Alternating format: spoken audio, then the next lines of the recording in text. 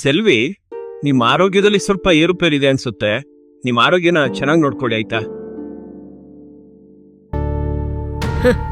ನನ್ಗೊಂದು ತಲೆನೋವು ಅಂದ್ರೆ ಒಂದು ಮಾತ್ರೆ ತಗೊಬಂದು ಕೊಡಲ್ಲ. ಸೆಲ್ವಿಗೆ ಹುಷಾರಿಲ್ವಂತೆ, ಏನಾಕ್ರೆ? ನಮಗೆ ಉಪಕಾರ ಮಾಡೋದಕ್ಕೆ ಬಲ ಇದೆ, ಸರಿನಾ?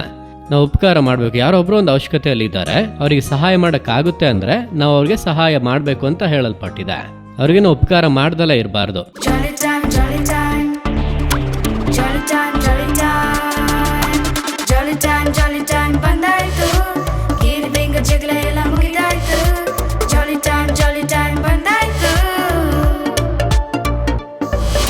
Hi friends, welcome to jolly time program.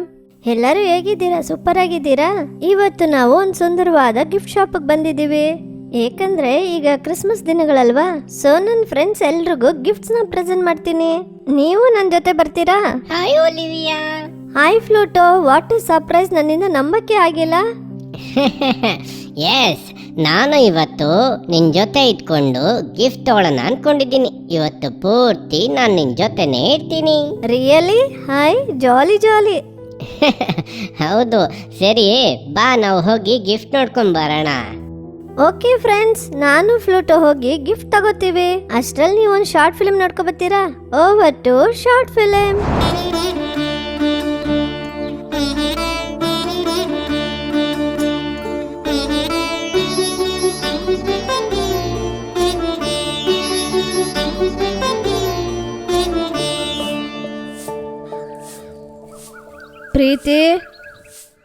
Preethi, time ಆಯ್ತು, ಎದ್ದೋಳಮ್ಮ. ಅಮ್ಮ, ಇವತ್ತು ಶನಿವಾರ ತಾನೇ, ಸ್ವಲ್ಪ ಹೊತ್ತು ನಿದ್ದೆ ಮಾಡ್ತೀನಿ ಅಮ್ಮ. ಸೂರ್ಯ ಹುಟ್ಟೋದಕ್ಕಿಂತ ಮುಂಚೆ ಎದ್ದೋಳೋದು ಒಳ್ಳೆ ಅಭ್ಯಾಸ ಅಂತ ಅಮ್ಮ ಹೇಳಿದ್ದೀನಲ್ಲ. ಹೌದಮ್ಮ, ಲೀವ್ ಇದ್ರೂ ಬೆಳಗ್ಗೆನೆ ಎದ್ದೋಳ್ಬೇಕಾ ಅಮ್ಮ? ಹೌದು, ಲೀವ್ ಇದ್ರೂ ಬೆಳಗ್ಗೆನೆ ಎದ್ದೋಳ್ಬೇಕು, ಸರಿನಾ? ತುಂಬ ನಿದ್ದೆ ಬರ್ತಿದೆ ಅಮ್ಮ. ಓ ಹಂಗಾದ್ರೆ ನೀನು ರೀಟಾ ಮನೆಗೆ ಬರಲ್ವಾ? ಏನು, ರೀಟಾ ಮನೆಗ? 1 ನಿಮಿಷದಲ್ಲಿ ರೆಡಿ ಆಗ್ಬಿಡ್ತೀನಿ ಅಮ್ಮ.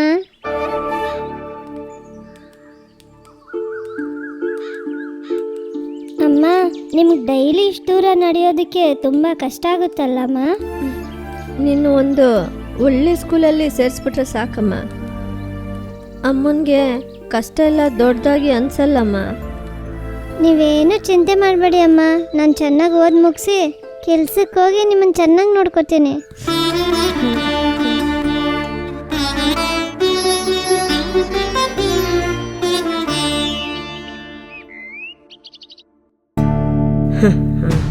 ಟೈಮ್ ನೋಡ್ರಿ, 7:15 ಆಗ್ತಾ ಇದೆ. ಇನ್ನೂ ಆ ಸೆಲ್ವಿ ಕಾಣ್ತಾ ಇಲ್ಲ. ಇವತ್ತು ಅವಳು ಬರಲಿ, ಮಾಡ್ತೀನಿ.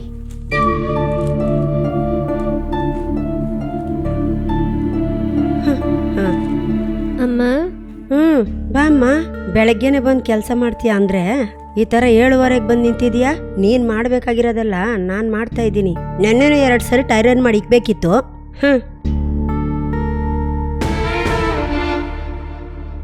ಯಾಕಮ್ಮ ಸ್ವಲ್ಪ ಹೊತ್ತು ಲೇಟಾಗಿ ಬಂದಿದ್ದಕ್ಕೆ ಯಾಕೆ ಇಷ್ಟು ಕಿರ್ಚಾಡ್ತಾ ಇದೀಯಾ? ಅವಳ ಪಾಪ ಹೊಟ್ಟೆಲೊಂದು ಮಗುನ ಕೊಟ್ಬಿಟ್ಟು ಅವನು ಹೋಗಿ ಸೇರ್ಬಿಟ್ಟ. ಇವಾಗ ಕುಟುಂಬನ ಕಾಪಾಡೋದಕ್ಕೆ ಇವಳು ಕಷ್ಟಪಡ್ತಾ ಇದ್ದಾಳೆ. ನಾನೇನು ಮಾತಾಡಬಾರ್ದೆ, ತಕ್ಷಣ ಗರ್ಭಿಣಿ ಅದು ಇದು ಅಂದ್ಕೊಂಡು ಬಂದ್ಬಿಡ್ತೀರಲ್ಲ. ರಾಣಿ, ಏಸಪ್ಪ ನಮಗ್ ತೋರಿಸಿದ ಪ್ರೀತಿಯನ್ನ ನಮ್ಮ ಮತ್ತೊಬ್ಬರಿಗೆ ತೋರಿಸ್ಬೇಕಮ್ಮ. ಅದುವೇ ಕ್ರೈಸ್ತತ್ವ. ಹೌದು, ದೊಡ್ಡ ಸಪೋರ್ಟ್ ಬೇರೆ ಬರ್ತಾರೆ ಇವರು. ಹಾಯ್ ಪ್ರೀತಿ, ಹೇಗಿದೀಯಾ? ಚೆನ್ನಾಗಿದ್ದೀನಿ ಅಂಕಲ್. ಸರಿ, ನಿನ್ ಮೇಲ್ ಹೋಗು, ರೀಟಾ ಮೇಲಿದ್ದಾಳೆ, ಅಮ್ಮ ಕೆಲಸ ಮಾಡ್ಲಿ. ಸರಿ ಅಂಕಲ್. ಹಾ ಸೆಲ್ವಿ, ಬೆಳಿಗ್ಗೆ ಟಿಫನ್ಗೆ ಮದ್ದೂರೋಡೆ ಖಾರ ಪೊಂಗಲ್ ಮಾಡ್ಬಿಡು. ಆಮೇಲೆ ಮಧ್ಯಾಹ್ನಕ್ಕೆ ಮಟನ್ ಸಾರ್ ಮಾಡ್ಬಿಡು. ನೀನ್ ತುಂಬಾ ಚೆನ್ನಾಗಿ ಮಾಡ್ತೀಯಲ್ವಾ? ಸರಿ ಸರ್. ಹೌದು, ಅವಳು ಮಾತ್ರ ನಿಮ್ಗೆ ಮಟನ್ ಸಾರ್ ಚೆನ್ನಾಗಿ ಮಾಡೋದು. ನಾನು ಅಡುಗೆ ಮಾಡೋದೆಲ್ಲ ನಿಮ್ಗೆ ರುಚಿಯಾಗಿ ಇರಲ್ವಲ್ಲ. ನೀನ್ ಮಾಡೋದು ಚೆನ್ನಾಗಿರಲ್ಲ ಅಂತ ಹೇಳ್ತಾ ಇಲ್ಲಮ್ಮ ನಾನು. ಅವಳಿಗೆ ಯಾವ್ದು ಚೆನ್ನಾಗಿ ಮಾಡಕ್ ಬರುತ್ತೋ ಅದನ್ನ ನಾನು ಹೇಳ್ತಾ ಇದ್ದೀನಿ. ಹೌದು, ತುಂಬಾ ಚೆನ್ನಾಗಿ ಬಂದ್ಬಿಡುತ್ತೆ. ಯಾಕೆ ಇನ್ನೂ ಇಲ್ಲೇ ನಿಂತಿದ್ಯಾ? ಹೋಗಿ ಕೆಲಸ ನೋಡು, ಎಲ್ಲ ಕೆಲಸ ಹಂಗೆ ಇದೆ. ಇವಳೇನ್ ಇನ್ನೂ ನಿದ್ದೆ ಮಾಡ್ತಿದ್ದಾಳೆ? ರೀಟಾ. ಹಾಯ್ ಪ್ರೀತಿ, ಯಾವಾಗ ಬಂದೆ? ಈಗ್ಲೇ ಬಂದೆ. ನಾವು ಹೋಮ್ ವರ್ಕ್ ಮಾಡೋಣ, ನನ್ನ ಬುಕ್ಸ್ ಎಲ್ಲ ತಗೊಂಬಂದಿದ್ದೀನಿ. ಓಕೆ, ನೀನು ಓದ್ತಾ ಇರು, ನಾನು 5 ನಿಮಿಷದಲ್ಲಿ ರೆಡಿಯಾಗಿ ಬರ್ತೀನಿ. ಸರಿ.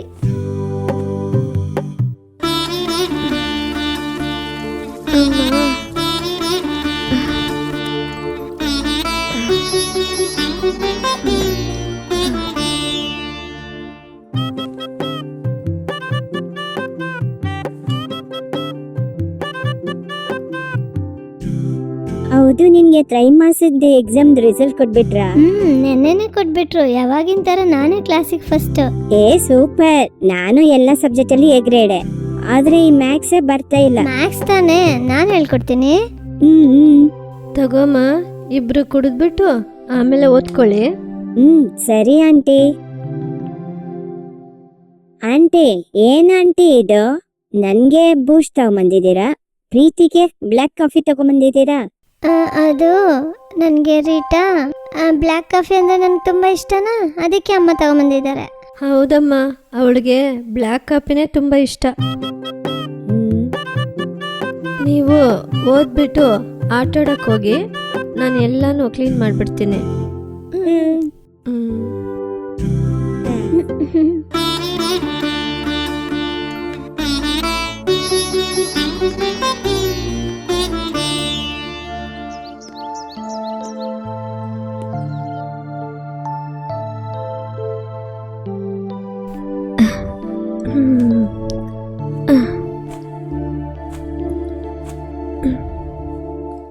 ತಗೋ, ಈ ಬಟ್ಟೆ ಎಲ್ಲ ವಾಷಿಂಗ್ ಮಿಷಿನಲ್ಲಿ ಒಗಿಬಾರ್ದು, ಇವಾಗಲೇ ಕೈಯಲ್ಲಿ ಒಗ್ದಾಕು.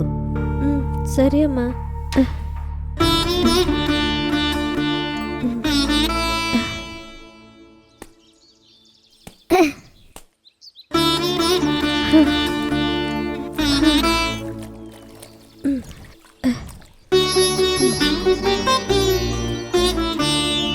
ನಾಲ್ಕು ಬಟ್ಟೆಗೆ ಇಷ್ಟೊತ್ತಾ? ಒಳಗಡೆ ಕನ್ನಡಿ ಎಲ್ಲ ಧೂಳಾಗಿದೆ, ಬೇಗ ಬಂದು ಒರೆಸು. ಸರಿ ಅಮ್ಮ.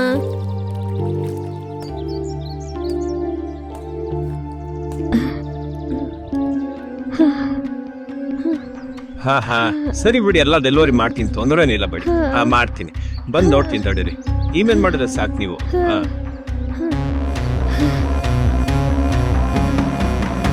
ಏನಾಯ್ತು?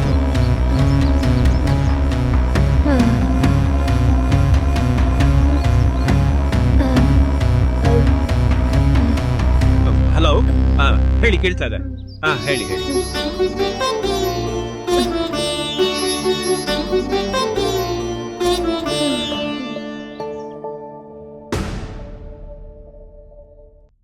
ಸೆಲ್ವಿ, ನಿಮ್ಮ ಆರೋಗ್ಯದಲ್ಲಿ ಸ್ವಲ್ಪ ಏರುಪೇರಿದೆ ಅನ್ಸುತ್ತೆ. ನಿಮ್ಮ ಆರೋಗ್ಯನ ಚೆನ್ನಾಗಿ ನೋಡ್ಕೊಳ್ಳಿ, ಆಯ್ತಾ? ನನಗೊಂದು ತಲೆನೋವು ಅಂದರೆ ಒಂದು ಮಾತ್ರೆ ತಗೊಬಂದು ಕೊಡಲ್ಲ. ಸೆಲ್ವಿಗೆ ಹುಷಾರಿಲ್ವಂತೆ, ಏನಾಕ್ರೆ? ರಾಣಿ, ನೀನಿರೋ ಪರಿಸ್ಥಿತಿ ಬೇರೆ, ಅವಳಿರೋ ಪರಿಸ್ಥಿತಿ ಬೇರೆ, ಅರ್ಥ ಮಾಡಿ. ಹೌದೌದು, ತುಂಬಾ ಅರ್ಥ ಮಾಡ್ಕೊಂಡೆ. ಡ್ಯಾಡಿ, ಬಾಮ್ಮ, ಕೂತ್ಕೋ ಊಟ ಮಾಡೋಣ. ಬಾ ಪ್ರೀತಿ, ಕೂತ್ಕೋ ಊಟ ಮಾಡೋಣ.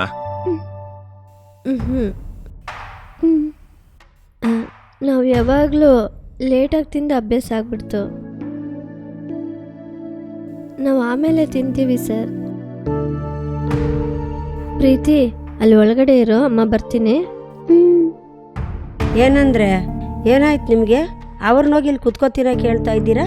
ಅವರವರು ಯೋಗ್ಯತೆಗೆ ತಕ್ಕಂಗೆ ಇರಬೇಕು. ಏನಾಯ್ತು ರಾಣಿ? ಅವಳು ಊಟ ಮಾಡಿದ್ರೇನು? ಪ್ರತಿ ವಾರ ಚರ್ಚಿಗೆ ಬರ್ತೀಯಾ, ಆದ್ರೆ ಮತ್ತೊಬ್ಬರನ್ನ ಪರಿಹಾಸ್ಯ ಮಾಡಿ ಮಾತಾಡೋದು, ತುಚ್ಛವಾಗಿ ಮಾತಾಡೋದು, ಇದನ್ನೆಲ್ಲ ಬಿಡದೇ ಇಲ್ವಮ್ಮ? ಓ, ನಾನ್ ಪರಿಹಾಸ ಮಾಡ್ತೀನಿ ಅಂದ್ರೆ ನಾನ್ ಪಾಪಿ, ನೀವೆಲ್ಲ ಒಳ್ಳೆಯವರು, ಹಂಗೆ ತಾನೇ? ನಾನು ಹೇಳೋದು ನೀ ಯಾವ್ದು ನೀನ್ ಸರಿಯಾಗಿ ಅರ್ಥನೇ ಮಾಡ್ಕೊಳಲ್ಲ ಅಂತೀಯಲ್ಲ ರಾಣಿ. ಸಾಕ್ರಿ, ನಾನು ಅರ್ಥ ಮಾಡ್ಕೊಂಡಿದ್ದೆಲ್ಲ ಸಾಕು. ನಾನು ಪಾಪಿಯಾಗೇ ಇರ್ತೀನಿ, ನೀವೆಲ್ಲ ಮಟನ್ ತಿಂದು ಚೆನ್ನಾಗಿರಿ. ನೆಮ್ಮದಿಯಾಗಿ ಊಟ ತಿನ್ನೋಕ್ಕೂ ಆಗಲ್ಲ.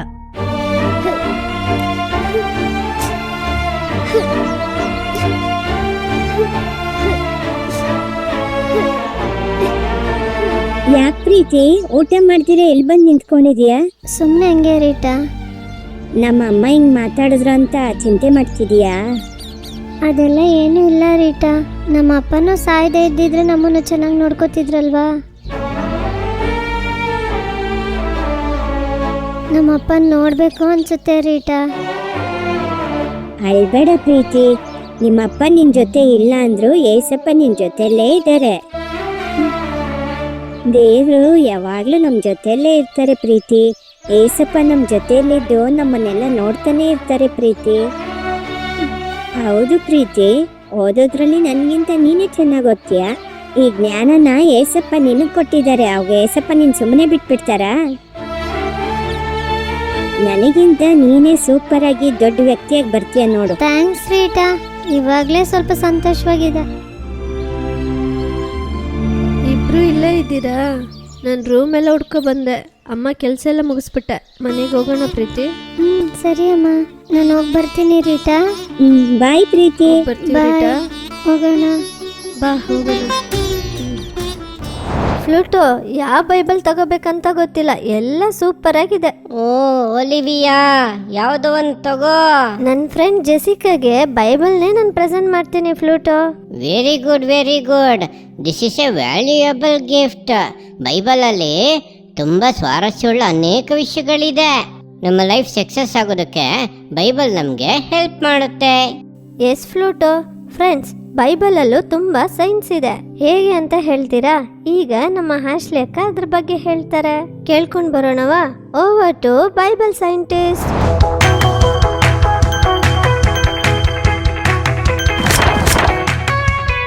Bible scientist. ಹಲೋ ಮಕ್ಕಳೇ, ಚೆನ್ನಾಗಿದ್ದೀರಾ? ಚೆನ್ನಾಗಿ ಹೆಲ್ತಿಯಾಗಿದ್ದೀರಾ? ನಿಮಗೆ ಗೊತ್ತಾ, ನೀವು ಚೆನ್ನಾಗಿ ಹೆಲ್ತಿಯಾಗಿ ಇರಬೇಕು ಅಂತ ಏಸಪ್ಪ ನಿಮಗೆ ಗೊತ್ತಿಲ್ದಿರಾನೆ ನಿಮ್ಮ ಅನುಮತಿ ಇಲ್ಲದೆ ನಿಮ್ಮ ಶರೀರದಲ್ಲಿ ತುಂಬ ಅಂಗಗಳು ಪ್ರಕ್ರಿಯೆ ಮಾಡೋದಕ್ಕೆ ಹೆಲ್ಪ್ ಮಾಡ್ತಿದ್ದಾರೆ. ಅದರಿಂದನೇ ನೀವು ತುಂಬ ಹೆಲ್ತಿಯಾಗಿ ಫೀಲ್ ಆಗ್ತಾ ಇದ್ದೀರಾ. ಶರೀರದ ಅಂಗಗಳು ಹೆಲ್ತಿ ಹಿಂಗೆ ಮಾತಾಡ್ತಿದ್ದಾರೆ ಅನ್ಕೋತಾ ಇದ್ದೀರಾ? ಏಕೆಂದರೆ ಇವತ್ತು ನಾವು ನೋಡೋ ಟಾಪಿಕ್ ಅದೇ. ಇವತ್ತು ನಾನು ಬ್ಲಡ್ ಬಗ್ಗೆ ನಿಮಗೆ ಹೇಳ್ತೀನಿ. ಹ್ಯೂಮನ್ ಬ್ಲಡ್ ಬಗ್ಗೆ, ರಕ್ತದ ಬಗ್ಗೆ ನಿಮಗೆ ಹೇಳ್ತೀನಿ. ರಕ್ತ ಮೈಯೆಲ್ಲ ಹರಿತಾ ಇದೆ, ಗೊತ್ತಾ ನಿಮಗೆ? ಒಂದು ರಿವರ್ ಫ್ಲೋ ಆಗೋ ಥರ ಶರೀರ ಪೂರ್ತಿ ರಕ್ತ ಹರಿತಾ ಇದೆ. ಶರೀರದ ಎಲ್ಲ ಅಂಗಗಳಲ್ಲೂ ರಕ್ತ ಹರಿತಾ ಇದೆ. ರಕ್ತ ತುಂಬ ಇಂಪಾರ್ಟೆಂಟ್, ಅದರಿಂದನೇ ಶರೀರ ಪೂರ್ತಿ ರಕ್ತ ಹರಿತಾ ಇದೆ. ರಕ್ತದಲ್ಲಿ 3 ವಸ್ತುಗಳಿವೆ, 3 ವಿಷಯಗಳಿವೆ. ಅದರಿಂದನೇ ರಕ್ತ ಉತ್ಪತ್ತಿ ಆಗೋಕ್ಕೆ ಕಾರಣ. ಸರಿ, ರಕ್ತ ಉತ್ಪತ್ತಿ ಆಗೋಕ್ಕೆ ಕಾರಣ ಹೇಳ್ತಿದ್ದೀನಲ್ಲ, ರಕ್ತ ಎಲ್ಲಿ ಉತ್ಪತ್ತಿ ಆಗುತ್ತೆ ಗೊತ್ತಾ? ರಕ್ತ ಮೈಯೆಲ್ಲ ಫ್ಲೋ ಆಗುತ್ತೆ ಅಂತ ಗೊತ್ತು. ರಕ್ತ ಎಲ್ಲಿ ಉತ್ಪತ್ತಿ ಆಗುತ್ತೆ ಅಂತ ಗೊತ್ತಾ? ಮೂಳೆಗಳಲ್ಲಿ ಉತ್ಪತ್ತಿ ಆಗುತ್ತೆ. ಮೂಳೆಗಳಲ್ಲಿ ಬೋನ್ ಮ್ಯಾರೋ ಎಂಬ ಒಂದು ಟಿಶ್ಯೂ ಇದೆ, ಅದೇ ರಕ್ತನ ಉತ್ಪತ್ತಿ ಮಾಡೋದು. ಅದು ಉತ್ಪತ್ತಿ ಮಾಡಿ ಹಾರ್ಟ್ ರಕ್ತನ ಪಂಪ್ ಮಾಡಿ ಶರೀರಕ್ಕೆಲ್ಲ ಕಳಿಸುತ್ತೆ. ಸರಿ, ರಕ್ತದಲ್ಲಿ 3 ವಸ್ತುಗಳಿವೆ. ಆ ಏನು ವಸ್ತುಗಳು ಅಂತ ನೋಡೋಣ. White blood cells, red blood cells and platelets. ಈ 3 ಕಾರ್ಯಗಳು ಬ್ಲಡ್ ಅಲ್ಲಿದೆ. ನೀವು ಯಾವಾಗಾದ್ರೂ ಬ್ಲಡ್ ಟೆಸ್ಟ್ ಮಾಡಿಸಿದ್ರೆ ಅದ್ರಲ್ಲಿ ನೋಡಿ ಈ 3 ಕೌಂಟ್ನ ಬರ್ದಿರ್ತಾರೆ. RBC count, WBC count and platelets count ಅಂತ ಬರ್ದಿರ್ತಾರೆ. ನೋಡಿರಿ, ರಕ್ತದಲ್ಲಿರುವ ಕಾಂಪೊನೆಂಟ್ಸ್ ಇದೆ, ರಕ್ತದಲ್ಲಿರುವಂಥ ಕಾರ್ಯಗಳು. ಫಸ್ಟ್ ರೆಡ್ ಸೆಲ್ಸ್ ಏನು ಮಾಡುತ್ತೆ ಅಂತ ಹೇಳ್ತೀನಿ. ಈ ರೆಡ್ ಬ್ಲಡ್ ಸೆಲ್ಸೇ ನಮ್ಮ ಶರೀರ ಪೂರ್ತಿ ಆಕ್ಸಿಜನ್ನ ತಗೊಂಡು ಹೋಗಕ್ಕೆ ಸಹಾಯ ಮಾಡುತ್ತೆ. ನಮ್ಮ ಶರೀರ ಸೆಲ್ಲುಗಳಿಂದ ಕೂಡಿದೆ. ಚಿಕ್ಕ ಚಿಕ್ಕ ಸೆಲ್ಲುಗಳೆಲ್ಲ ಸೇರಿ ಶರೀರವಾಗಿದೆ. ಈ ಜಾಗದಲ್ಲೆಲ್ಲ ಹೋಗಿ ಆಕ್ಸಿಜನ್ ಸೇರಿದ್ರೆ ಮಾತ್ರ ಅದೆಲ್ಲವೂ ಹೆಲ್ತಿಯಾಗಿರೋದು. ಮೈಯೆಲ್ಲ ಬಿಸಿಯಾಗಿ ಹೀಟಾಗಿರುತ್ತೆ. ಈ ರಕ್ತ ಶರೀರದಲ್ಲೆಲ್ಲ ಆಕ್ಸಿಜನ್ ತಗೊಂಡೋಗೋದ್ರಿಂದ ಈ ಶೆಲ್ಸ್ ಹೆಲ್ತಿಯಾಗಿರುತ್ತೆ, ಮೈಯೆಲ್ಲ ಬಿಸಿಯಾಗಿ ಇರುತ್ತೆ. ನೀವು ನೋಡೋದಾದ್ರೆ ಸತ್ತೋರ್ ಬಾಡಿ ಎಲ್ಲ ತಣ್ಣಗಾಗಿರುತ್ತೆ, ಮತ್ತೆ ಸತ್ತೋಗಿರೋ ಶರೀರ ಎಲ್ಲ ಬೇಗ ಕೊಳ್ತೋಗುತ್ತೆ. ಏಕೆಂದರೆ ಅಲ್ಲಿ ಆಕ್ಸಿಜನ್ ತಗೊಂಡೋಗೋದಕ್ಕೆ ರಕ್ತ ಇಲ್ಲ. ಅದರಿಂದನೇ ಶರೀರ ಕೊಳೆಯಕ್ಕೆ ಶುರುವಾಗುತ್ತೆ ಮತ್ತು ತಣ್ಣಗೆ ಇರುತ್ತೆ. ಯಾಜಕ ಖಂಡದಲ್ಲಿ ಒಂದು ವಾಕ್ಯ ಇದೆ, ಏನಂದರೆ ರಕ್ತದಲ್ಲೇ ಪ್ರಾಣ ಇದೆ ಎಂದು. ಸೊ ಇದನ್ನ ಇಟ್ಟೆ ಏಸಪ್ಪ ಸುಂದರವಾಗಿ ಬರೆದಿದ್ದಾರೆ. ನಂತರ ಒಂದು ವಿಷಯ ಇದೆ, ಏನೆಂದರೆ ರಕ್ತದಲ್ಲಿ ಏನಾಗುತ್ತೆ ಅಂದರೆ ಶರೀರಕ್ಕೆ ಅನಾವಶ್ಯಕವಾದ ಕ್ರಿಮಿಗಳನ್ನು ಅದು ನಾಶ ಮಾಡುತ್ತೆ. ಹೊರಗಿನಿಂದ ಏನಾದರೂ ಕ್ರಿಮಿಗಳು ನಮ್ಮ ಶರೀರಕ್ಕೆ ಬಂದರೆ ಶರೀರದಲ್ಲಿ WBC ಸೆಲ್ಗಳ ಮೂಲಕ ಅದನ್ನು ನಾಶ ಮಾಡುತ್ತೆ. ವೈಟ್ ಬ್ಲಡ್ ಸೆಲ್ ಮೂಲಕ ಅನಾವಶ್ಯಕವಾದದ್ದನ್ನು ಶರೀರದಿಂದ ತೆಗೆದುಹಾಕುತ್ತೆ. 3ನೇದಾಗಿ ಬ್ಲಡ್ ಏನು ಮಾಡುತ್ತೆ ಅಂದರೆ ಶರೀರದಲ್ಲಿ ಎಲ್ಲಾದರೂ ಗಾಯ ಇದ್ದರೆ ರಕ್ತ ಹೊರ ಬರೋದಕ್ಕೆ ರಕ್ತ ತುಂಬ ಪ್ರಯತ್ನ ಮಾಡುತ್ತೆ, ರಕ್ತ ಹೊರಗೆ ಬರದಂತೆ. ಆಗ ದೇಹದಲ್ಲಿ ನರಗಳೆಲ್ಲ ಬ್ಲಾಕ್ ಆಗುವಂತೆ ಬ್ಲಡ್ ಕ್ಲಾಟ್ ಆಗುತ್ತದೆ, ಅಂದರೆ ಹೆಪ್ಪುಗಟ್ಟುತ್ತದೆ. ಅನಾವಶ್ಯಕವಾದ ಸೂಕ್ಷ್ಮ ಜೀವಿಗಳು ಶರೀರದಲ್ಲಿ ಬರದಂತೆ ಇದೊಂದು ಶೀಲ್ಡ್ ಆಗಿ ಕಾಪಾಡುತ್ತೆ. ಅದು ಮಾತ್ರ ಅಲ್ಲ, ಅನಾವಶ್ಯಕವಾಗಿ ಬ್ಲಡ್ ಲಾಸ್ ಆಗದಂತೆ ಇದು ಕಾಪಾಡುತ್ತೆ. ಈ 3 ವಿಷಯಗಳನ್ನ ನೀವು ನೋಡುವಾಗ ನಾನು ನಿಮ್ಗೊಂದು ವಿಷಯ ಹೇಳ್ತೇನೆ. ಬೈಬಲಲ್ಲಿರೋ ಒಂದು ಸತ್ಯವನ್ನ ನಮ್ಮ ಬ್ಲಡ್ ಮೂಲಕ ತಿಳ್ಕೊಬಹುದು. ನಮ್ಮ ಶರೀರದಲ್ಲಿ ಆತ್ಮ ಅನ್ನೋದು ಬಹಳ ಮುಖ್ಯವಾದದ್ದು. ಅದರಿಂದನೇ ನಾವು ಹೇಳೋದು, ನೀವು ಪಾಪ ಮಾಡಬಾರದು, ನೀವು ಪರಿಶುದ್ಧವಾಗಿರಬೇಕು, ಏಸಪ್ಪಗೆ ಪ್ರಿಯವಾಗಿ ಬಾಳ್ಬೇಕಂತ ಹೇಳೋದು. ಆತ್ಮ ಚೆನ್ನಾಗಿ ಹೆಲ್ತಿಯಾಗಿರೋದಕ್ಕೂ ಪಾಪ ಮಾಡಬಾರದು ಅನ್ನೋದಕ್ಕೂ ನಿಮ್ಮ ಬೈಬಲ್ ರೀಡಿಂಗ್ ಬಹಳ ಅವಶ್ಯಕವಾದದ್ದು. ನೀವು ಒಂದೊಂದು ದಿನ ಓದ್ತಾ ಇದ್ರೆ ಯಾವುದು ಸರಿ ಯಾವುದು ತಪ್ಪು ಅಂತ ನಿಮ್ಗೆ ಗೊತ್ತಾಗುತ್ತೆ. ಮತ್ತು ಬ್ಲಡ್ ಏನು ಮಾಡುತ್ತೆ ಅಂದರೆ ನಮ್ಮ ಶರೀರದಲ್ಲಿ ಅನವಶ್ಯಕವಾದ ಕೀಟಗಳಿಂದ ನಮ್ಮನ್ನು ಕಾಪಾಡುತ್ತೆ. ಅದೇ ರೀತಿ ಸರಿಯಾದ ಪ್ರಾರ್ಥನೆ, ನಾವು ಸರಿಯಾಗಿ ಪ್ರಾರ್ಥನೆ ಮಾಡುವಾಗ ಏಸಪ್ಪ ನಮ್ಮ ಆತ್ಮಕ್ಕೆ ಬೇಡವಾದ ಸೈತಾನನಿಂದ ತಪ್ಪಿಸಿ ನಮ್ಮನ್ನು ಸಂರಕ್ಷಿಸಲು ಸಾಧ್ಯ. ಮೂರನೇದಾಗಿ ಕಾಪಾಡುವಿಕೆ. ಅಗತ್ಯವಾದ ಕಾರ್ಯಗಳು ಹೊರಗೆ ಹೋಗದಂತೆ, ಅನವಶ್ಯಕವಾದ ಕಾರ್ಯಗಳು ಹೊರಗೆ ಬರದಂತೆ ಬ್ಲಡ್ ಹೇಗೆ ಕ್ಲಾಟ್ ಆಗಿ ಅದು ಒಡೆದು ಹೋಗಿ ನಮ್ಮನ್ನು ಕಾಪಾಡುತ್ತದೋ ಅದೇ ರೀತಿಯಾಗಿ ಲೈಫಲ್ಲಿ ಆತ್ಮನ ಸಹಾಯದಿಂದ ನಾವಿದ್ದರೆ ಪರಿಶುದ್ಧವಾಗಿ ನಾವಿರೋ ಥರ ನಮ್ಮ ಆತ್ಮನ ಕಾಪಾಡಿಕೊಳ್ಳುತ್ತೆ. ಅದು ಮಾತ್ರ ಅಲ್ಲ, ಚಿಕ್ಕ ಕಾರ್ಯಗಳು, ಚಿಕ್ಕವಾದ ಅನವಶ್ಯಕವಾದ ಕಾರ್ಯಗಳು ನಮ್ಮ ಬಳಿ ಇದ್ದರೂ ಪರಿಶುದ್ಧ ಆತ್ಮನಿಗೆ ನಾವು ಜಾಗ ಕೊಡುತ್ತಾ ನಮ್ಮ ಆತ್ಮವನ್ನು ಯೇಸು ಹೀಲ್ ಮಾಡುತ್ತಾರೆ. ಹೇಗೆ ಜಾಗ ಕೊಡಬೇಕಂತ ಯೋಚನೆ ಮಾಡ್ತಿದ್ದೀರಾ? ಯಾವಾಗಲೂ ಏಸಪ್ಪ ಹತ್ರ ಮಾತಾಡ್ತಿರ್ಬೇಕು. ಯೇಸು ಈ ಲೋಕದಲ್ಲಿ ಬದುಕಿದ ದಿನಗಳಲ್ಲಿ ಒಳ್ಳೆಯ ಕಾರ್ಯಗಳನ್ನು ಮಾಡಿದವರಾಗಿ ಆತನು ಅಲೆದಾಡಿದನು. ಅದೇ ಪ್ರಕಾರ ಈ ಕ್ರಿಸ್ಮಸ್ ದಿನಗಳಲ್ಲಿ ಒಂದು ಚಿಕ್ಕ ಸಂದೇಶವನ್ನು ನಾನು ನಿಮಗೆ ಕೊಡ್ತೇನೆ. ಹೇಗೆ ಬ್ಲಡ್ ನಮ್ಮ ಶರೀರದಲ್ಲಿ ಓಡಿ ಹೋಗಿ ಒಂದೊಂದು ಕಾರ್ಯಗಳನ್ನು ಗಮನಿಸಿ ಹೆಲ್ಪ್ ಮಾಡುತ್ತೋ, ಅದೇ ರೀತಿ ಕ್ರಿಸ್ಮಸ್ ದಿನಗಳಲ್ಲಿ ಸುತ್ತಲಿರುವ ಕಾರ್ಯಗಳನ್ನು ನೋಡಿ ಎಲ್ಲೆಲ್ಲ ನಿಮ್ಮ ಸಹಾಯ ಬೇಕಾಗುತ್ತೋ ಅವರೆಲ್ಲರಿಗೂ ನೀವು ಸಹಾಯ ಮಾಡಿ. ನಿಮ್ಮಿಂದ ಆದಂಥ ಸಹಾಯನ ಎಲ್ಲರಿಗೂ ಮಾಡಿ. ವಾವ್ ಫ್ಲೂಟೋ, ಬೈಬಲಲ್ಲಿ ಇಷ್ಟು ಕಾರ್ಯಗಳಿದೆಯಾ? ಎಸ್, ಇನ್ನು ನಾವು ಬೈಬಲ್ನ ತುಂಬಾನೇ ಸಂಶೋಧನೆ ಮಾಡಿಕೊಂಡು ಓದಬೇಕು. Okay friends, next known pray. Oh super, ನನಗೆ ನೋನ್ ಪ್ರೇಯರ್ ಅಂದ್ರೆ ತುಂಬಾ ಇಷ್ಟ. ಇವತ್ತು ಕಿಡ್ಸ್ ಪ್ರೇಯರ್ ಮಾಡ್ತಾರೆ ಅಲ್ವಾ ಒಲಿವಿಯಾ? ಹೌದು ಫ್ಲೂಟೋ. Very good. ಚಿಕ್ಕ ಮಕ್ಕಳು ಪ್ರಾರ್ಥನೆನ ಯೇಸಪ್ಪ ತುಂಬಾ ಇಷ್ಟಪಟ್ಟು ಕೇಳ್ತಾರೆ. ಓಕೆ ಫ್ರೆಂಡ್ಸ್, ಇವತ್ತು ಯಾವುದಕ್ಕಾಗಿ ಪ್ರೇಯರ್ ಮಾಡ್ತಾರೆ ನೋಡ್ಕೊ ಬರೋಣವಾ? Over to known pray. Hi ಮಕ್ಕಳೇ, ನಾವು ಪ್ರತಿ ತಿಂಗಳು ಒಂದೊಂದು ಜನಾಂಗದ ಬಗ್ಗೆ ನೋಡ್ತಾ ಇದ್ದೀವಿ. ನೀವು ಅವ್ರಿಗೋಸ್ಕರ ಪ್ರಾರ್ಥಿಸ್ತಾ ಇದ್ದೀರಾ ಅಂತ ನಾನು ನಂಬ್ತೇನೆ. ಈ ತಿಂಗಳು ಜಾರವ ಜನಾಂಗದ ಬಗ್ಗೆ ನಾವು ನೋಡೋಣ. ಬನ್ನಿ ಹೋಗೋಣ ಜಾರವ ಜನಾಂಗ ಇರುವಂತ ಜಾಗಕ್ಕೆ. ಮಯನ್ಮಾರ್ ಮತ್ತು ಇಂಡೋನೇಷ್ಯಾದ ಮಧ್ಯದಲ್ಲಿರುವ ಒಂದು ಚಿಕ್ಕ ದ್ವೀಪವೇ ಅಂಡಮಾನ್ ದ್ವೀಪ. ಆ ಅಂಡಮಾನ್ ದ್ವೀಪದ ಕಾಡಿನ ಭಾಗದಲ್ಲಿ ಈ ಜಾರವ ಜನಾಂಗದ ಜನರು ವಾಸವಾಗಿದ್ದಾರೆ. ಫೋಟೋದಲ್ಲಿ ಅವ್ರು ಯಾವ ತರ ಇದಾರೆ ಅಂತ ನೋಡಿದ್ರಾ? ಬನ್ನಿ ಅವ್ರ ಕುರಿತಾಗಿ ತಿಳ್ಕೊಳ್ಳೋಣ. ನಮ್ಮ ಹಾಗಿರುವಂತ ಜನರನ್ನ ನೋಡಿದ್ರೆ ಬೇರೆ ಗ್ರಹದ ಜನರು ಅಂತ ಅನ್ಕೊಂಡು ಬಿಲ್ಲು ಬಾಣ ಎಲ್ಲ ಉಪಯೋಗಿಸಿ ಕೊಂದು ಬಿಡ್ತಾರಂತೆ. ಎಷ್ಟು ಪರಿತಾಪ ಅಲ್ವಾ? ಹೌದು ಮಕ್ಕಳೇ, ಇಂಡಿಯಾ ಸರ್ಕಾರವೇ ಆ ಜಾಗಕ್ಕೆ ಯಾರು ಹೋಗ್ಬಾರ್ದು ಅಂತ ನಿಯಮ ಹಾಕಿದಾರಂತೆ. ಏನ್ ಮಕ್ಕಳೇ, ಕೇಳೋದಕ್ಕೆ ಕಷ್ಟವಾಗಿದ್ಯಾ? ನಾವೆಲ್ಲರೂ ಏಸಪ್ಪನ ಬಗ್ಗೆ ತಿಳ್ಕೊಂಡಿರೋದ್ರಿಂದ ಚೆನ್ನಾಗಿದ್ದೀವಿ. ಅವ್ರು ಕೂಡ ಏಸಪ್ಪನ ಬಗ್ಗೆ ತಿಳ್ಕೊಂಡ್ರೆ ಎಷ್ಟು ಚೆನ್ನಾಗಿರುತ್ತೆ ಅಲ್ವಾ? ಅದಕ್ಕೆ ನಾವೊಂದನ್ನ ಮಾಡ್ಬೇಕು. ಯಾವಾಗ್ಲೂ ಪ್ರಾರ್ಥನೆ ಮಾಡೋ ತರ ಏಸಪ್ಪನ ಬಳಿ ಪ್ರಾರ್ಥಿಸ್ಬೇಕು. ಹಲೋ ಮಕ್ಕಳೇ, ವಿಡಿಯೋನ ನೋಡಿದ್ರಾ? ಜಾರವ ಜನಾಂಗದ ಬಗ್ಗೆ ನೀವು ತಿಳ್ಕೊಂಡ್ರಾ? ಈಗ ಜನರು ರಕ್ಷಣೆ ಹೊಂದೋ ಥರ ನಾವೆಲ್ಲರೂ ಪ್ರಾರ್ಥನೆ ಮಾಡೋಣ. ಪ್ರೀತಿಯ ಏಸಪ್ಪ, ಈ ದಿವಸವನ್ನು ಕೊಟ್ಟಿದ್ದಕ್ಕಾಗಿ ನಿಮಗೆ ಸ್ತೋತ್ರ ಏಸಪ್ಪ. ನಮ್ಮನ್ನು ಕಾದುಕೊಳ್ಳಿ ಏಸಪ್ಪ. ನಿಮ್ಮ ಕೃಪೆ ನಮ್ಮ ಒಬ್ಬೊಬ್ಬರ ಸಂಗಡ ಇದ್ದು ಮುನ್ನಡೆಸಲಿ ಏಸಪ್ಪ. ಏಸಪ್ಪ, ಅದಕ್ಕಾಗಿ ನಿಮಗೆ ಸ್ತೋತ್ರ ಏಸಪ್ಪ. ಜಾರವ ಜನಾಂಗದವ್ರಿಗೋಸ್ಕರ ಪ್ರಾರ್ಥನೆ ಮಾಡ್ತೀವಿ ಏಸಪ್ಪ. ಜನರಿಗೆ ರಕ್ಷಣೆ ಉಂಟಾಗುವ ಥರ ನಾವು ಪ್ರಾರ್ಥನೆ ಮಾಡ್ತೀವಿ ಏಸಪ್ಪ. ಏಸಪ್ಪ, ಆ ಜನರು ಯಾರೇ ಅವ್ರ ಹತ್ರ ಹೋದ್ರೂ ಕೊಲೆ ಮಾಡ್ತಾರೆ ಏಸಪ್ಪ. ಕೊಲೆ ಮಾಡುವಂತ ಆ ದುರಾತ್ಮವನ್ನ ನೀಗಿಸಿ ಏಸಪ್ಪ. ಏಸಪ್ಪ, ಜಾರವ ಜನಾಂಗಕ್ಕೆ ಪ್ರಾರ್ಥಿಸುವಂತ ಜನರನ್ನ ಎಬ್ಬಿಸಿ ಏಸಪ್ಪ. ಜಾರವ ಜನಾಂಗಕ್ಕೋಸ್ಕರ ನಾವು ಪ್ರಾರ್ಥಿಸ್ತೀವಿ ಏಸಪ್ಪ. ಏಸಪ್ಪ, ನೀವು ಅವ್ರನ್ನೆಲ್ಲ ಕಾಪಾಡಿ ಏಸಪ್ಪ. ಅವರಲ್ಲಿ ಇರುವಂತ ಎಲ್ಲ ಚಿಕ್ಕ ಮಕ್ಕಳು ರಕ್ಷಣೆ ಹೊಂದಬೇಕು ಏಸಪ್ಪ. ನೀವು ಅವರೆಲ್ಲರನ್ನೂ ಕಾಪಾಡಿ ಏಸಪ್ಪ.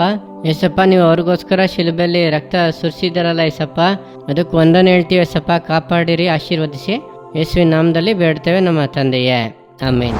ಫ್ರೆಂಡ್ಸ್, ಫ್ಲೂಟೋ ಸಿನ್ಸಿಯರ್ ಆಗಿ ಬೈಬಲ್ ನೋಡ್ತಿದ್ದಾರೆ. ನೀವೆಲ್ಲರೂ ನೋನ್ ಪ್ರೇ ನೋಡ್ಕೊ ಬಂದ್ರಾ? ಪ್ರೇಯರ್ ಮಾಡಿದ್ರಾ?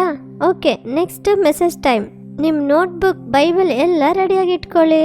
Over to message time. Hello ಮಕ್ಕಳೇ, ಹೇಗಿದ್ದೀರಾ? ಎಲ್ಲ ಚೆನ್ನಾಗಿದ್ದೀರಾ? ಏಸಪ್ಪನ ಮಕ್ಕಳು ನೀವೆಲ್ಲ ಚೆನ್ನಾಗಿರ್ತೀರಾ ಅಂತ ನಾನು ಕರ್ತನಲ್ಲಿ ನಂಬ್ತೇನೆ. ಈಗ ನಾವು ಏಸಪ್ಪನ ವಾಕ್ಯವನ್ನು ಕೇಳುವಂಥ ಸಮಯ. ಒಂದೇ ಒಂದು ವಾಕ್ಯವನ್ನು ಓದಿ ನಾವು ಪ್ರಾರ್ಥನೆ ಮಾಡಿ ಮುಗಿಸ್ಲಿದ್ದೇವೆ, ಸರಿನಾ? ಸತ್ಯವೇದದಲ್ಲಿ ಏಸಪ್ಪ ಒಂದು ವಾಕ್ಯವನ್ನು ಹೇಳಿದ್ದಾರೆ. ಜ್ಞಾನೋಕ್ತಿಗಳು 3ನೇ ಅಧ್ಯಾಯ 27ನೇ ವಾಕ್ಯ. ಉಪಕಾರ ಮಾಡುವುದಕ್ಕೆ ನಿನ್ನ ಕೈಲಾದಾಗ ಹೊಂದತಕ್ಕವರಿಗೆ ಅದನ್ನು ತಪ್ಪಿಸಬೇಡ.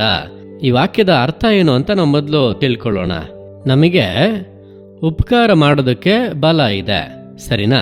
ನಾವು ಉಪಕಾರ ಮಾಡಬೇಕು. ಯಾರೋ ಒಬ್ರು ಒಂದು ಅವಶ್ಯಕತೆಯಲ್ಲಿ ಇದ್ದಾರೆ, ಅವರಿಗೆ ಸಹಾಯ ಮಾಡೋಕ್ಕಾಗುತ್ತೆ ಅಂದರೆ ನಾವು ಅವ್ರಿಗೆ ಸಹಾಯ ಮಾಡಬೇಕು ಅಂತ ಹೇಳಲ್ಪಟ್ಟಿದೆ. ಅವ್ರಿಗೆ ನಾವು ಉಪಕಾರ ಮಾಡ್ದಲೇ ಇರಬಾರ್ದು. ಸರಿ, ನಿಮ್ಗೆ ಅರ್ಥ ಆಗೋ ಥರ ನಾನು ಹೇಳಲ್ಲ. ನಿಮ್ಮ ಹತ್ರ ಒಂದು 10 ರೂಪಾಯಿ ಇದೆ ಅಂದ್ಕೊಳ್ಳಿ. ಯಾರೋ ಒಬ್ರು ಒಂದು ಅವಶ್ಯಕತೆಯಲ್ಲಿ ಇದ್ದಾರೆ, ಅವ್ರಿಗೆ ಊಟ ಮಾಡಲಿಕ್ಕೆ ಏನೂ ಇಲ್ಲ ಅಂತಂದರೆ ಆ 10 ರೂಪಾಯಿನ ನೀವು ಕೊಟ್ಟು ಸಹಾಯ ಮಾಡೋದಾದ್ರೆ ಅದು ಉಪಕಾರ. ಯಾಕೆಂದ್ರೆ ನಿಮ್ಗೆ ಉಪಕಾರ ಮಾಡಲಿಕ್ಕೆ ಬಲ ಇದೆ, ತ್ರಾಣ ಇದೆ, ಹಣ ಇದೆ. ಆದರೆ ಅವ್ರ ಹತ್ರ ಅದಿಲ್ಲ. ನೀವು ಅವರಿಗೆ ಕೊಟ್ಟು ಉಪಕಾರ ಮಾಡೋದಾದ್ರೆ ಅದು ಒಳ್ಳೆಯದು, ನಿಮಗೆ ಆಶೀರ್ವಾದ.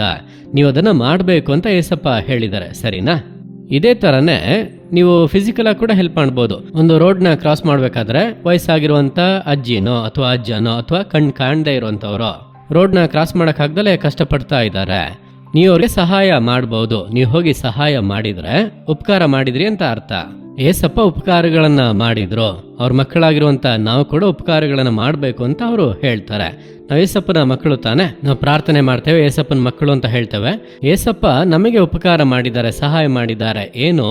ಪಾಪ ಕ್ಷಮಾಪಣೆಯ ನಿಶ್ಚಯವನ್ನು ಕೊಟ್ಟಿದ್ದಾರೆ. ನಾವು ಪಾಪಿಗಳಾಗಿರುವಾಗಲೇ ಏಸಪ್ಪ ಈ ಲೋಕಕ್ಕೆ ಬಂದು ಮಗುವಾಗಿ ಹುಟ್ಟಿ ನಮಗೋಸ್ಕರ ಬೆಳೆದು ನಮಗೋಸ್ಕರ ಜೀವವನ್ನೇ ಕೊಟ್ಟು ತನ್ನ ರಕ್ತವನ್ನ ಸುರಿಸಿದ್ದಾರೆ. ಯೇಸುವಿನ ರಕ್ತ ನಮ್ಮ ಪಾಪಗಳನ್ನ ತೊಳೆದು ಶುದ್ಧೀಕರಿಸಿರೋದ್ರಿಂದ ಇಂದು ನಾವು ಏಸಪ್ಪನ ಮಕ್ಕಳು ಅಂತ ಹೇಳ್ತೇವೆ. ಇದು ಎಷ್ಟು ದೊಡ್ಡ ಉಪಕಾರ! ಈ ಪಾಪ ಕ್ಷಮಾಪಣೆಯ ನಿಶ್ಚಯವನ್ನು ನಾವು ಹೊಂದಿಕೊಂಡಿರೋದ್ರಿಂದನೇ ನಮಗೆ ಪರಲೋಕ ಅನ್ನುವಂಥ ಒಂದು ನಿಶ್ಚಯ ಇದೆ. ಇವತ್ತು ನಾವು ಸತ್ತು ಹೋದರೂ ಕೂಡ ನಾವು ಪರಲೋಕದಲ್ಲಿ ಇರ್ತೇವೆ ಅನ್ನುವಂಥ ಒಂದು ನಂಬಿಕೆ ನಮಗೆ ಯಾವುದರಿಂದ ಬಂದಿದೆ? ಆ ಪಾಪ ಕ್ಷಮಾಪಣೆ ಎಂಬಂತ ನಿಶ್ಚಯ ಏಸಪ್ಪನ ರಕ್ತದಿಂದಲೇ ನಮಗೆ ಇದು ದೊರಕಿದೆ. ಅಂದ್ರೆ ಏಸಪ್ಪ ಮಾಡಿದಂತ ಒಳ್ಳೆಯದು, ಅದು ನಮಗೆ ಒಂದು ಆಶೀರ್ವಾದವನ್ನು ಉಂಟು ಮಾಡಿದೆ. ಏಸಪ್ಪ ನಮಗೆ ಈ ಒಳ್ಳೆಯದನ್ನ ಮಾಡದೆ ಹೋಗಿದ್ರೆ ನಮಗೆ ಆಶೀರ್ವಾದ ಸಿಗ್ತಾ ಇತ್ತಾ? ಹಾಗಾದ್ರೆ ನೀವು ಒಳ್ಳೆಯದನ್ನ ಮಾಡುವವರಾಗಿರ್ಬೇಕು ಎಂಬುದಾಗಿ ಏಸಪ್ಪ ಬಯಸ್ತಾರೆ. ಕ್ರಿಸ್ಮಸ್ನ ನಾವು ಯಾಕೆ ಸೆಲೆಬ್ರೇಟ್ ಮಾಡ್ತೀವಿ? ಏಸಪ್ಪ ಈ ಲೋಕದಲ್ಲಿ ಜನಿಸಿದ್ರು ಅಂತ ನಾವು ಅದನ್ನ ಆಚರಿಸ್ತೇವೆ. ಅಂದ್ರೆ ಏಸಪ್ಪ ಒಳ್ಳೆಯದನ್ನ ಮಾಡೋದಕ್ಕಾಗಿ ಭೂಮಿಗೆ ಬಂದಂತ ಒಂದು ದಿನ. ಏಸಪ್ಪ ಈ ಲೋಕದಲ್ಲಿ ಜನರಿಗೆ ಒಳ್ಳೆಯದನ್ನ ಮಾಡಬೇಕಂತ ಭೂಮಿ ಆಕಾಶಗಳನ್ನು ಉಂಟು ಮಾಡಿದಂಥ ದೇವರು ಈ ಲೋಕದಲ್ಲಿ ಮನುಷ್ಯನಾಗಿ ಹುಟ್ಟಿದ್ದನ್ನ ನಾವು ಕ್ರಿಸ್ಮಸ್ ಅಂತ ಆಚರಿಸ್ತೀವಿ. ಆ ಏಸಪ್ಪ ನಮಗೋಸ್ಕರ ಬೆಳೆದು ನಮಗೋಸ್ಕರ ಕಷ್ಟಗಳನ್ನು ಅನುಭವಿಸಿ ರಕ್ತವನ್ನ ಸುರಿಸಿ ಜೀವವನ್ನೇ ಕೊಟ್ಟಿದ್ದಾರೆ. 3ನೇ ದಿನ ಜೀವದಿಂದ ಎದ್ದಿದ್ದಾರೆ. ಆ ಏಸಪ್ಪ ಇವತ್ತಿಗೂ ನಮ್ಮ ಜೊತೆನೇ ಇದ್ದಾರೆ. ಆ ರೀತಿ ಒಳ್ಳೆಯದನ್ನ ಮಾಡಿದಂಥ ಏಸಪ್ಪ ನಾವು ಕೂಡ ಒಳ್ಳೆಯದನ್ನ ಮಾಡ್ಬೇಕಂತ ಎದುರು ನೋಡ್ತಾರೆ, ಸರಿನಾ? ಇದೇ ತರನೇ ಸತ್ಯವೇದದಲ್ಲಿ ಒಬ್ಬ ಚಿಕ್ಕ ಹುಡುಗ ಒಳ್ಳೆಯದನ್ನ ಮಾಡ್ದ. ಅದರ ಕುರಿತಾಗಿ ಬರೆಯಲ್ಪಟ್ಟಿದೆ. ಯೋಹಾನ 6ನೇ ಅಧ್ಯಾಯ 1ರಿಂದ 14ನೇ ವಾಕ್ಯದವರೆಗೂ ನಾವು ನೋಡೋದಾದ್ರೆ ಅಲ್ಲಿ ಒಂದು ಸಂಭವ ಬರೆಯಲ್ಪಟ್ಟಿದೆ. 5 ರೊಟ್ಟಿ 2 ಮೀನಿನ ಘಟನೆ ಅಲ್ಲಿ ಬರೆಯಲ್ಪಟ್ಟಿದೆ. ಅಲ್ಲಿ ತುಂಬಾ ಜನ ಗಂಡಸರು, ತುಂಬಾ ಜನ ಹೆಂಗಸರು, ಮಕ್ಕಳು ಎಲ್ಲರೂ ಇದ್ರಂತೆ. ಅಂದ್ರೆ ಸಾವಿರಾರು ಜನರು. ಪರ್ವತ ಪ್ರಸಂಗ ಅಂತ ಹೇಳುವಂತ ಏಸಪ್ಪನ ಪ್ರಸಂಗವನ್ನು ಕೇಳಲಿಕ್ಕೆ ಬೆಟ್ಟವನ್ನ ಹತ್ತಿ ಜನರು ಕುಳಿತಿದ್ದಾರೆ. ಊಟವನ್ನೆಲ್ಲ ಮರೆತು ಅಲ್ಲಿ ಕುಳಿತಿದ್ದಾರೆ. ಆಗ ಏಸಪ್ಪ ಶಿಷ್ಯರ ಬಳಿ ಕೇಳಿದ್ರು, ಈ ಜನರೆಲ್ಲ ಏನು ತಿಂದಲೇ ಕುಡಿದಲೇ ಇದ್ದಾರೆ, ಈ ಜನರಿಗೆ ನೀವು ಊಟ ಕೊಡಿ ಅಂತ ಏಸಪ್ಪ ಹೇಳಿದ್ರು. ಆಗ ಶಿಷ್ಯರು, ಇಷ್ಟು ಜನರಿಗೆ ಎಲ್ಲಿಂದ ಊಟ ಹಾಕೋದು ಏಸಪ್ಪ? ಎಲ್ಲಿಂದ ಇವರಿಗೆ ಊಟ ತರಕಾಗುತ್ತೆ? ಗ್ರಾಮದಿಂದ ಹೋಗಿ ತರಬೇಕು ಅಂದ್ರೂ ಕೂಡ ಇಷ್ಟು ಜನರಿಗೆ ತರೋದಕ್ಕಾಗೋದಿಲ್ಲ, ಅಂಗಡಿಗಳಲ್ಲೆಲ್ಲ ಸಿಗೋದಿಲ್ಲ ಅಂತ ಹೇಳ್ತಾ ಇದ್ದಾರೆ. ಅವರಲ್ಲಿ ಒಬ್ಬ ಶಿಷ್ಯ ಹೇಳ್ತಾ ಇದ್ದಾನೆ, ಇಲ್ಲಿ ಒಬ್ಬ ಹುಡುಗನ ಹತ್ರ 5 ರೊಟ್ಟಿ 2 ಮೀನು ಇದೆ, ಆದ್ರೆ ಅದನ್ನ ಇಟ್ಕೊಂಡು ಇಷ್ಟು ಜನಕ್ಕೆ ನಾವು ಕೊಡೋಕ್ಕಾಗಲ್ಲ ಅಂತ ಹೇಳ್ತಾನೆ. ಅವಾಗ ಏಸಪ್ಪ ಅದನ್ನ ತಗೊಂಡು ಬನ್ನಿ ಅಂತ ಹೇಳಿದ್ರು. ತನ್ನ ಮೇಲೆ ಏಸಪ್ಪ ಅದನ್ನ ಆಶೀರ್ವದಿಸಿ 5,000 ಜನರು ಉಂಡು ತೃಪ್ತರಾಗುವಂತೆ ಅದ್ಭುತ ಕಾರ್ಯವನ್ನ ಮಾಡಿದ್ರು. ಇನ್ನು 12 ಬುಟ್ಟಿಗಳು ಉಳಿದವು ಅಂತ ವಾಕ್ಯದಲ್ಲಿ ಹೇಳಲ್ಪಟ್ಟಿದೆ. ಈಗ ನೋಡಿ, 5,000 ಗಂಡಸರು ಅಂತ ಹೇಳುವಾಗ ಅಲ್ಲಿ ಇನ್ನು ಒಂದು 10-15 ಸಾವಿರ ಜನ ಇರ್ಬೋದು. ಯಾಕೆಂದ್ರೆ ಇನ್ನು ಅನೇಕ ಮಕ್ಕಳು, ಹೆಂಗಸರು ಎಲ್ಲರನ್ನ ಸೇರಿಸಿದ್ರೆ ಅಷ್ಟು ಜನರು ಕೂಡ ಊಟ ಮಾಡುವಂತೆ, ತೃಪ್ತಿಯಾಗಿ ಊಟ ಮಾಡುವಂತೆ ಒಬ್ಬ ಚಿಕ್ಕ ಹುಡುಗ ಕೊಟ್ಟು ಮಾಡಿದ ಅವನದು ತ್ಯಾಗ, ಸ್ಯಾಕ್ರಿಫೈಸ್, ಅವ್ನು ಮಾಡಿದ ಒಳ್ಳೆಯದು. ಆದ್ರಿಂದಲೇ ಅದು ಅಷ್ಟು ಜನರಿಗೆ ಆಶೀರ್ವಾದವಾಗಿ ಬದಲಾಯಿತು. ಆ ಪುಟ್ಟ ಹುಡುಗ ಕೊಡದಲೇ ಇದ್ದಿದ್ರೆ ಅಲ್ಲಿದ್ದಂಥ ಸಾವಿರಾರು ಜನರು ಊಟ ಮಾಡ್ಲಿಕ್ಕೆ ಆಗ್ತಾ ಇರಲಿಲ್ಲ. ಆದ್ರಿಂದಲೇ ಹೇಳೋದು, ನಮಗೆ ಒಳ್ಳೆಯದನ್ನ ಮಾಡೋದಕ್ಕೆ ಸಾಧ್ಯ ಅನ್ನುವಾಗ ನಾವು ಒಳ್ಳೆಯದನ್ನ ಮಾಡಬೇಕು ಅಂತ ಏಸಪ್ಪ ಎದುರು ನೋಡ್ತಾರೆ. ಸ್ವಲ್ಪ ಯೋಚಿಸಿ ನೋಡಿ, ನಾವು ಈ ರೀತಿ ಉಪಕಾರ ಮಾಡಿ ಒಳ್ಳೆಯದನ್ನ ಮಾಡ್ತೇವ? ಒಂದು ಚಿಕ್ಕ ಒಂದು ಪೆನ್ಸಿಲ್, ಚಿಕ್ಕ ಒಂದು ಪೆನ್, ಚಿಕ್ಕ ಒಂದು ಎರೇಸರ್, ಚಿಕ್ಕ ಒಂದು ಶಾರ್ಪ್ನರ್, ಅದನ್ನು ಕೊಡೋಕ್ಕೂ ಕೂಡ ಅಯ್ಯೋ ಇದು ನಂದು ಅಂತ ಹೇಳಿ ನಾವು ಸ್ವಾರ್ಥಿಗಳಾಗಿ ವರ್ತಿಸ್ತೇವಲ್ವಾ? ಇದು ನಂದು, ನನ್ನ ತಮ್ಮಂಗೆ ಕೊಡಲ್ಲ, ನನ್ನ ತಂಗಿಗೆ ಕೊಡಲ್ಲ, ನಮ್ಮ ಅಣ್ಣಂಗೆ ಕೊಡಲ್ಲ, ನಮ್ಮ ಅಕ್ಕಂಗೆ ಕೊಡಲ್ಲ, ನನ್ನ ಸ್ನೇಹಿತನಿಗೆ ಕೊಡಲ್ಲ, ನಾವು ಹೇಗೆ ಮತ್ತೆ ಒಳ್ಳೇದು ಮಾಡೋದು? ಇಂಥ ಗುಣ ನಮ್ಮಲ್ಲಿ ಇರಬಾರ್ದು ಅಂತ ಏಸಪ್ಪ ಹೇಳ್ತಾರೆ. ಹಾಗಾಗಿ ಏಸಪ್ಪ ಹೇಳುವಂತ ಒಂದು ಮಾತು ಏನಂತಂದ್ರೆ, ಉಪಕಾರ ಮಾಡುವುದಕ್ಕೆ ನಿಮ್ಮಿಂದ ಆಗುವಾಗ ಹೊಂದತಕ್ಕವರಿಗೆ ನೀವು ಅದನ್ನ ಮಾಡಬೇಕು. ಯಾರು ಅವಶ್ಯಕತೆಯಲ್ಲಿ ಇದ್ದಾರೋ ಅವ್ರಿಗೆ ನೀವು ಒಳ್ಳೆಯದನ್ನ ಮಾಡಬೇಕು ಅಂತ ಏಸಪ್ಪ ಇವತ್ತು ನಿಮ್ಮ ನೋಡಿ ಹೇಳ್ತಾ ಇದ್ದಾರೆ, ಸರಿನಾ? ಆದ್ರಿಂದ ಈ ಹಬ್ಬದ ದಿನಗಳಲ್ಲಿ ಏಸಪ್ಪ ನೀವು ಯಾವ ಥರ ಉಪಕಾರ ಮಾಡಿ ಒಳ್ಳೆಯದನ್ನು ಮಾಡಿದ್ರು ಅದೇ ಥರ ನಾನು ಕೂಡ ಮಾಡಬೇಕು. ಯೇಸುವಿನ ಕುರಿತಾಗಿ ಸತ್ಯವೇದದಲ್ಲಿ ಒಂದು ವಾಕ್ಯ ಇದೆ, ಆತನು ಉಪಕಾರ ಮಾಡುವವನಾಗಿ ಸಂಚರಿಸಿದನು. ಏಸಪ್ಪ ಈ ಲೋಕದಲ್ಲಿ ಮನುಷ್ಯನಾಗಿ ಬಾಳುವಂತ ದಿನಗಳಲ್ಲಿ ಉಪಕಾರಗಳನ್ನ ಒಳ್ಳೆಯದನ್ನ ಮಾಡ್ತಲೇ ಇದ್ರಂತೆ.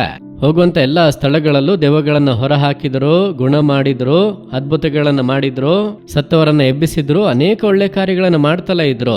ಆ ಏಸಪ್ಪ ಇಂದು ನಮ್ಮಿಂದ ಎದುರು ನೋಡ್ತಾ ಇರುವಂತದ್ದು ನಾವು ಕೂಡ ಒಳ್ಳೆಯದನ್ನ ಮಾಡುವವರಾಗಿರ್ಬೇಕಂತ ಏಸಪ್ಪ ಎದುರು ನೋಡ್ತಾ ಇದ್ದಾರೆ. ಸರಿನಾ? ಇವತ್ತು ನಾವು ದೇವರ ಸಮ್ಮುಖದಲ್ಲಿ ಒಪ್ಪಿಸಿ ಕೊಡೋಣವಾ?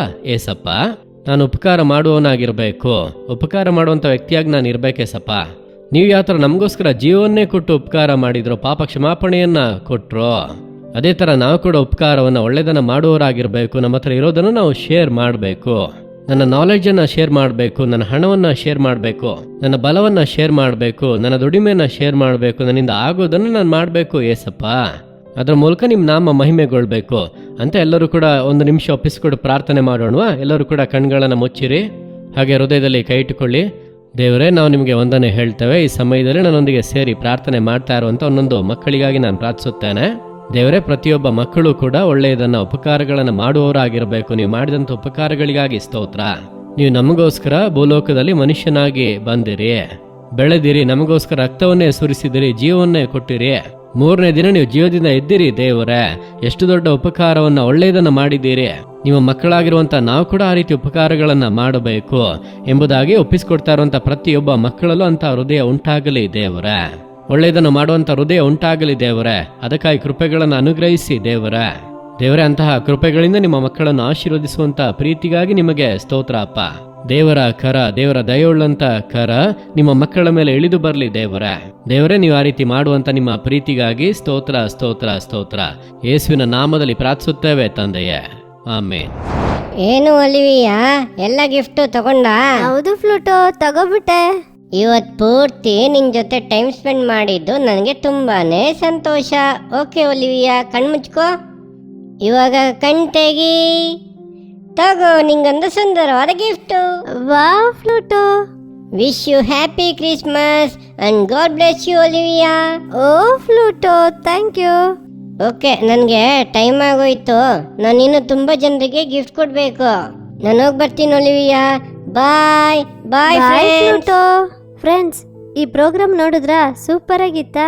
ಓಕೆ ಫ್ರೆಂಡ್ಸ್, ಇದೇ ಥರ ನಾನು ನೆಕ್ಸ್ಟ್ ಪ್ರೋಗ್ರಾಮಲ್ಲಿ ಮೀಟ್ ಮಾಡ್ತೀನಿ. ಅಂಟಿಲ್ ದೆನ್, ಬಾಯ್.